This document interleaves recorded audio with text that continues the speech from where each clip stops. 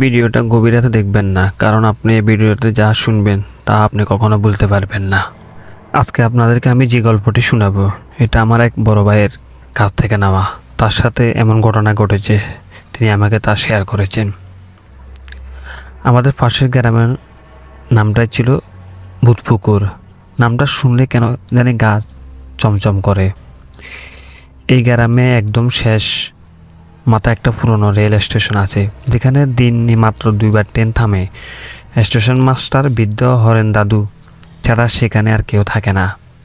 গ্রামের মানুষ বলে, সূর্য ডোবার পর ও স্টেশনে প্ল্যাটফর্মে বা পা রাখার মানে বিপদকে বা আমন্ত্রণ জানানো। আমার বড় ভাইয়ের নাম ছিল অয়ন। সে শহরে পড়ালেখা করতো। সে মাঝে মধ্যে গ্রামে আসতো। সে তার বন্ধুর বিয়ের দাওয়াতে এই গ্রামে এসেছে, কিন্তু ভুলবশত সে যে ট্রেনটিতে উঠেছিল সেটি তাকে রাত 11টার দিকে ভূতপুকুর স্টেশনে নামিয়ে দিয়েছিল।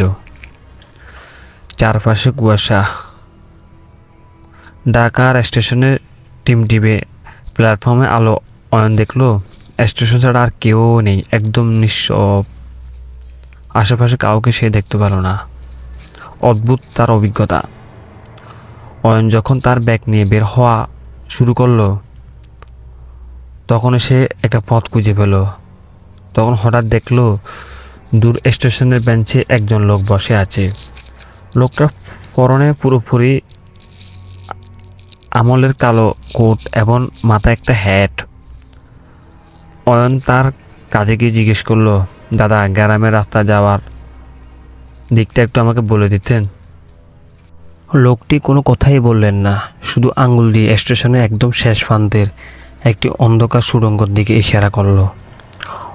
অয়ন খেয়াল করলো লোকটির আঙ্গুলগুলো অস্বাভাবিক লম্বা এবং ফ্যাকাশে সাদা। সে অনেক ভয় পেয়ে গেল। সে 2 পা পিছিয়ে এলো। তখন দেখলো লোকটির কোনো ছায়ায় মাটিতে পড়ছে না।